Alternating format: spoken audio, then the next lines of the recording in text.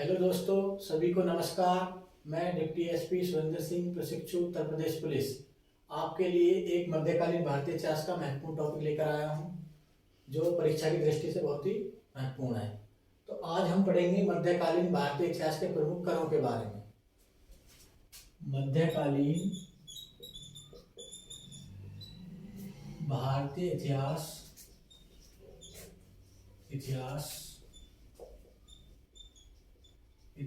के प्रमुख कर। तो आज का हमारा टॉपिक रहेगा मध्यकालीन भारतीय इतिहास के प्रमुख कर। इसमें हम विभिन्न प्रकार के कर पढ़ेंगे। जैसे हम पढ़ेंगे जजिया कर के बारे में, जजिया कर। हम पढ़ेंगे जकात के बारे में, जकात। इसी में टैक्स आएगा खुम्स, खराज, उस्र,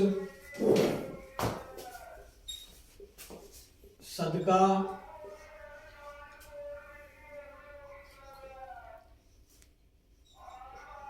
हक ए सर्व,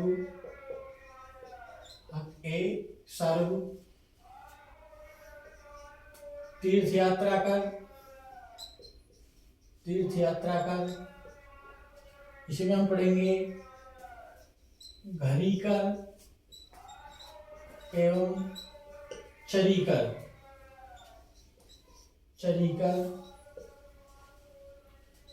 एक कर पढ़ेंगे हम त्रिस्क दंड, और पढ़ेंगे विवाह कर, मैरिज टैक्स के बारे में। तो साथियों, मध्यकालीन भारतीय इतिहास के प्रमुख करों में जजिया, जकात, खुम्स, खराज, उस्र, सदका, हक ए सर्व, तीर्थ यात्रा कर, घरी कर एवं चरी कर, त्रिस्क दंड, विवाह कर, ये मध्यकालीन भारतीय इतिहास के प्रमुख कर रहेंगे। तो आज हम सबसे पहले बात करेंगे जजिया कर के बारे में। तो आप इन करों को नोट डाउन कर लीजिए या स्क्रीनशॉट ले लीजिए।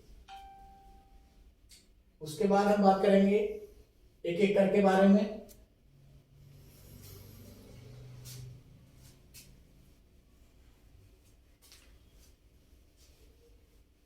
सबसे पहले हम पढ़ते हैं जजिया कर के बारे में।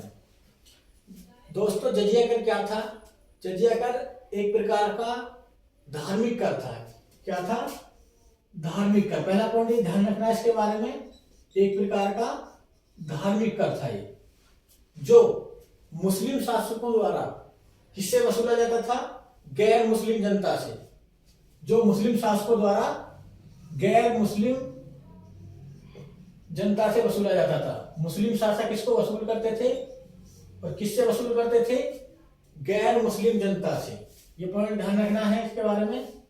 गैर मुस्लिम जनता, गैर मुस्लिम जनता अर्थात इसमें हिंदू धर्म के लोग, बौद्ध, जैन आदि आते थे। कहने का मतलब यह है, जो इस्लाम को नहीं मानते उनसे ये टैक्स वसूला जाता था। उन्हीं को, इस्लाम को न मानने वालों को जिम्मी भी कहा जाता था। तो आप एक लाइन में कह सकते हैं कि ये टैक्स जिम्मियों से वसूला जाता था, जिम्मियों से वसूला जाता था। उसके बाद इसके बारे में दूसरा पॉइंट जो हमें याद रखना, ये एक प्रकार का रक्षा कर था, प्रोटेक्शन टैक्स। रक्षा कर था, जो गैर मुस्लिम जनता है उनकी रक्षा के बदले शासकों द्वारा ये कर वसूला जाता था। अब देखो, ध्यान रखना इसके बारे में कि ये इस कर से जो विधवा महिलाएं होती थी, विधवा महिलाएं, और तुम्हारा वृद्ध व्यक्ति जो वृद्ध होते थे, और बूढ़े हो गए, और इसमें बच्चे और ब्राह्मण, साधु इस कर से क्या होते थे? मुक्त, अर्थात उनको ये कर चुकाना नहीं पड़ता था।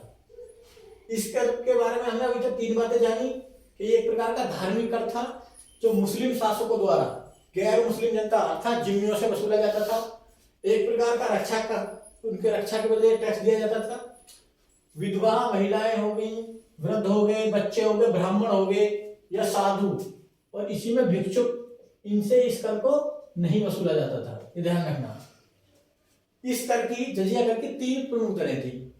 कितनी दर थी? 3। ये 3 दरों में वसूल करा जाता था,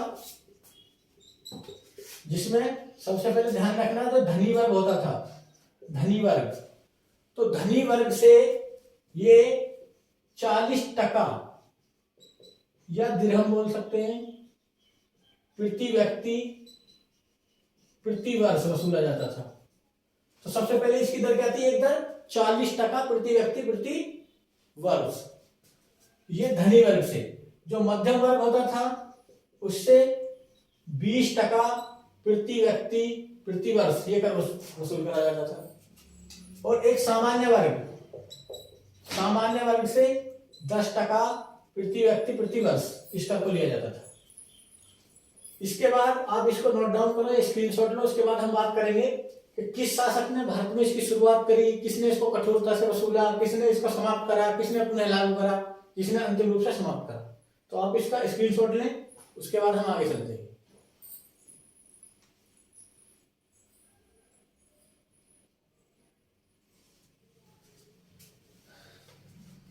चलो आगे देखते हैं इसके बारे में। देखो, भारत में जजिया कर की शुरुआत का श्रेय अरबी मुस्लिम आक्रांता था मोहम्मद बिन कासिम। ध्यान रखना, अगर ये पूछा जाए कि भारत में जजिया कर की शुरुआत किसने करी, तो आप नाम लेंगे मोहम्मद बिन कासिम का। और सर्वप्रथम इसने सिंध के देवल, जो सिंध प्रांत है उसके देवल में इस कर को सर्वप्रथम लागू करा था। तो सबसे पहले एक महत्वपूर्ण क्वेश्चन कि भारत में जजिया कर की शुरुआत किसने करी? अरबी मुस्लिम आक्रांता मोहम्मद बिन कासिम ने। और सर्वप्रथम अगर पूछा जाए कहां पर लागू हुआ? देवल। दूसरा पॉइंट हम इसमें ध्यान रखेंगे, एक शासक आएगा अलाउद्दीन खिलजी, ये दिल्ली सल्तनत का शासक खिलजी वंश का अलाउद्दीन खिलजी ने इस कर को कठोरता के साथ वसूल करा। और जो भी व्यक्ति इस कर को नहीं देता था तो उसको उसके परिवार को दास बनाने का आदेश दे दिया जाता था। तो क्वेश्चन पूछा जाएगा कि किस सुल्तान ने, दिल्ली सल्तनत के किस सुल्तान ने जजिया कर को अत्यधिक कठोरता के साथ वसूला और न देने पर दास बनाने का आदेश दिया? तो आप नाम लेंगे अलाउद्दीन खिलजी का। तो 2 पॉइंट और इसमें हो गए। तीसरा पॉइंट इसमें आएगा फिरोज शाह तुगलक, ये दिल्ली सल्तनत का तुगलक वंश का शासक रहेगा फिरोज शाह तुगलक। ये इसके बारे में क्वेश्चन पूछा जाता था कि दिल्ली सल्तनत का ऐसा शासक जिसने ब्राह्मणों पर भी जजिया कर लागू कर दिया था। क्योंकि मैंने प्रारंभ में बताया कि महिलाएं, विधवा महिलाएं, वृद्ध व्यक्ति, बच्चे, साधु, भिक्षुक, ब्राह्मण इस कर से मुक्त थे। परंतु फिरोज शाह तुगलक दिल्ली सल्तनत का ऐसा शासक जिसने ब्राह्मणों पर भी जजिया कर लागू कर दिया था। तो ये क्वेश्चन बहुत ज्यादा इंपॉर्टेंट है, इसको ध्यान रखना। अब जब ब्राह्मणों पर जजिया कर लगा दिया गया तो ब्राह्मण नाराज हो गए और उन्होंने दिल्ली में धरना दिया। तो लास्ट में क्या हुआ? दिल्ली की जनता ने स्वीकार करा कि ब्राह्मण कर नहीं देंगे, हम ही इनके एवज में कर दे देंगे। तो ये पॉइंट ध्यान रखना। तो 3 क्वेश्चन हुए कि भारत में जजिया कर की शुरुआत किसने करी? तो आपको क्या आंसर देना? मोहम्मद बिन कासिम।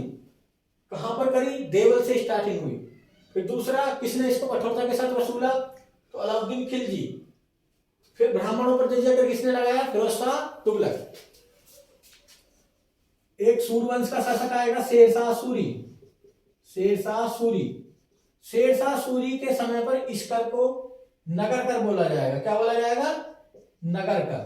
तो अभी तक हमने 4 पॉइंट ध्यान करें, मोहम्मद बिन कासिम, अलाउद्दीन खिलजी, फिरोज शाह तुगलक और शेरशाह सूरी।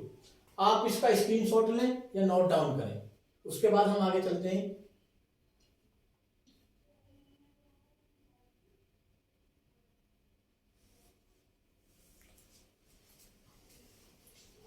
अब आगे देखते हैं।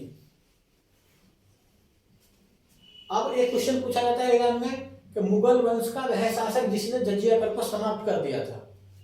तो आप ध्यान नाम लेंगे अकबर का। अकबर ने 1564 ईस्वी में जजिया कर को क्या कर दिया था? समाप्त कर दिया था। तो ये क्वेश्चन ध्यान रखना कि मुगल वंश का वह शासक जिसने जजिया कर को समाप्त कर दिया। तो आप आंसर देंगे अकबर। फिर एक शासक आएगा मुगल वंश का ही, औरंगजेब 1679 ईस्वी में इस कर को पुनः लागू कर देगा। तो पूछा जाए मुगल वंश का वह शासक जिसने जजिया कर को पुनः लागू करा तो औरंगजेब। दोनों ही बहुत इंपॉर्टेंट क्वेश्चन है परीक्षा की दृष्टि से। उसके बाद एक शासक आता है उत्तरवर्ती मुगल सम्राट मोहम्मद शाह रंगीला। ये क्वेश्चन पूछा जाता है कि अंतिम रूप से भारत में जजिया कर को किसने समाप्त करा? तो आपको आंसर लगाना है मोहम्मद शाह रंगीला 1720 ईस्वी में अंतिम रूप से समाप्त कर दिया। रूप से समाप्त। और अगर पूछ लिया जाए तो एक नाम और ध्यान रखना कि किसके कहने पर करा इसने फाइनली इसको समाप्त, तो उस व्यक्ति का नाम था जय सिंह। अब ये तो दिल्ली के क्षेत्र की बात हो गई। कुछ जजिया कर दिल्ली के बाहर वाले क्षेत्रों में भी लागू करा गया। अब हम उनकी बात करेंगे। पहले आप इसको नोट डाउन करें या स्क्रीनशॉट लें।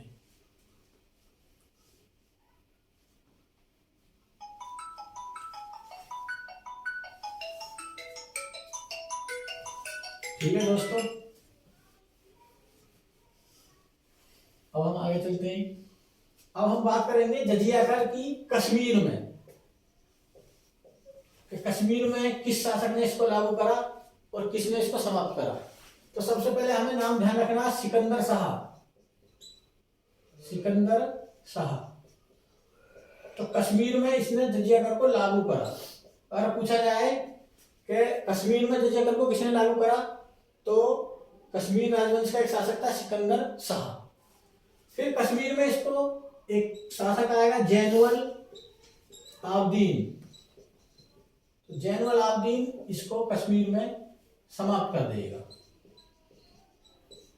तो पूछा जाए क्वेश्चन कि उस शासक का नाम बताइए जिसने कश्मीर में जजिया कर को समाप्त कर दिया था, तो वो शासक रहेगा जैनुअल आब्दीन। जैनुअल आब्दीन को ही इसी कारण कश्मीर का अकबर कहा जाता है। कश्मीर का अकबर। अगर पूछा जाए कि कश्मीर का अकबर किस शासक को कहा जाता है, तो आंसर देना जैनुअल आब्दीन। हालांकि ये बात में ध्यान रखना कि इसने अलाउद्दीन खिलजी की तरह ही कश्मीर में बाजार नियंत्रण व्यवस्था लागू की थी, इसलिए इसको हम कश्मीर का अलाउद्दीन खिलजी भी बोलते हैं। कश्मीर का अलाउद्दीन खिलजी। कश्मीर का अलाउद्दीन खिलजी। तो दोस्तों ये ध्यान रखना कश्मीर के बारे में। कश्मीर में जजिया कर को किसने लागू करा? सिकंदर शाह ने। समाप्त किसने करा? जैनुअल आब्दीन ने। कश्मीर का अकबर जैनुअल आब्दीन, कश्मीर का अलाउद्दीन खिलजी जैनुअल आब्दीन। अब एक पॉइंट ध्यान रखना गुजरात के बारे में, कि गुजरात में जजिया कर को किस शासक ने लागू करा।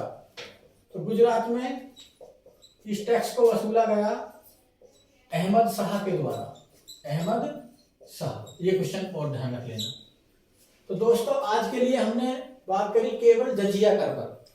तो आप इसको अच्छे से नोट डाउन करना, अच्छे से तैयार करना, फिर हम अगली क्लास में और जो बचे हुए टैक्स हैं उनके बारे में बात करेंगे। Thank you.